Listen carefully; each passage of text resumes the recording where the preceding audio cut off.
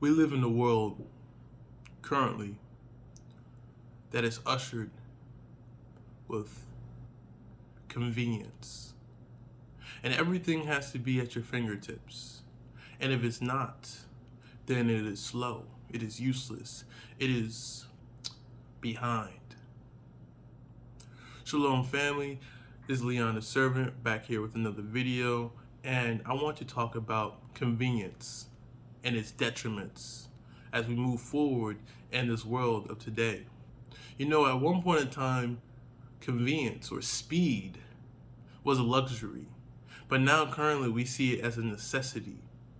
And we used to wait 2 weeks, 3 weeks, maybe even a month to get a response from a letter. Things moved much slower. And not to say that we should always have to slow down, but know that the ramifications of speeding up might not always be in our best interest. It takes time to conform a thought. It takes time to build. All these things that we want so fast and so rapid takes more time to build than it takes to deliver. It is vastly disproportionate. By being such, this misaligns us with reality about how things are actually moving forward and how things are actually done. We think that everything's supposed to be instant. We are in a popcorn society where everything must be right in front of you and always enticing to the eyes and always must be done this way and the most appeasing way, but not done in the most effective or influential way. That our influence is actually based upon how well we can dress something up. This convenience has seeped in to the core. We've come to a time and place where people do not see the value in being able to cook, but hey, if I can pay for it, then what's the value of me being able to do it myself? We have lost the innate nature of living. And what happens when things are out of sync? They crumble. For example, with this video, as you see me speak out of sync, it starts to deteriorate in value. And now we're back to how things are supposed to be. Real time, real effort, right? I want to show you this quick clip of this brother and explaining on what happens when we fall to convenience. How do you see your kid's future? And he said to me, my grandfather walked 10 miles to work every day. My father walked 5. I'm driving a Cadillac. My son is in a Mercedes. He said my grandson will be in a Ferrari. But he said my great-grandson will be walking again. So I asked him, I said, well, why is that? And he said to me, tough times create strong men. Strong men create easy times. Easy times create weak men. Weak men create tough times. He said to me, many will not understand, but you have to raise warriors. Now, as we just saw that clip, I want to highlight the solution that he raised. And it was to raise warriors. Why did he say such a statement? It is evident that when we rise and through generation and generation, that eventually there seems to be a crumble, and that's because we become complacent. A warrior is not complacent.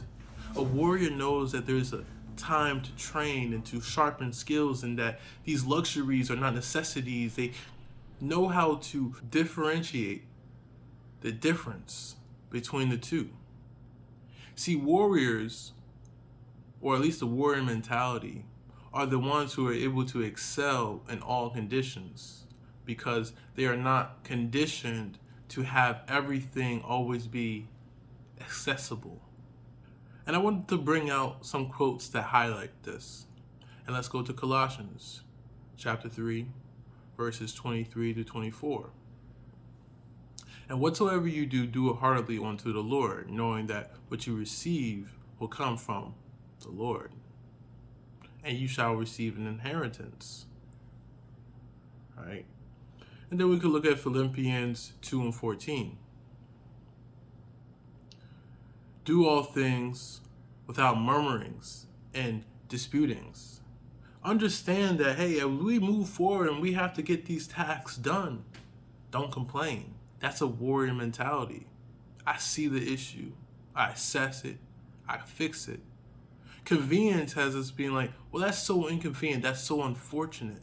Sometimes we have to buckle down and understand what reality really is so that we can move forward, so that we're not complaining. That's what makes a weak man, a man that only complains and doesn't ascertain how to build that world that he wants. That's the difference between him and a warrior. Then we have, well, a warrior, a strong man, is not going to be weary in the things that he does because he knows what principles he stands upon and that his season shall come. He knows that, hey, he does his training, he studies on strategy, and he executes appropriately. Victory is at hand. And perfectly the parallel with this is Galatians 6 and 9. Do not be weary in doing well, for in due season you shall reap. Only a strong individual is able to wait the storm for what they perceive and what they know to be right to come to fruition. As my last words of encouragement, Psalms 128, verse 2. Thou shalt eat of the labor of thy hands. Happy shalt thou be, and it shall be well with thee. You gain what you do. That's where you get your prosperity from. The obedience and to the principles that you follow after. If you follow after corruptness, you shall be corrupt, and you shall eat the things of the corrupt nature. If you follow after things of good, that are just, that are moral, that are ethical, well then you shall reap of the like. And that's the difference between convenience and the warrior. The warrior has no care about what is convenient, but what is right. And as this world moves forward, we only care more and more about these false luxuries. Because guess what? Weak men create tumultuous times, just like that quote said.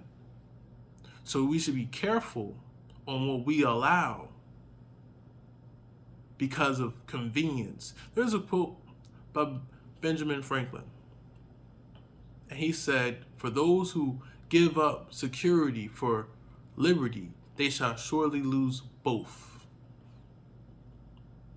Security is a convenience. Instead of going out to go forge it yourself, you rely on others, and guess what? You lose your freedom. You create tumultuous times. Put your strength in someone that never fails. I put mine in the Most High. Where do you find your convenience of strength? Where do you find your refuge? For that surely will determine who and where and how long you stand. With that being said, shalom and peace.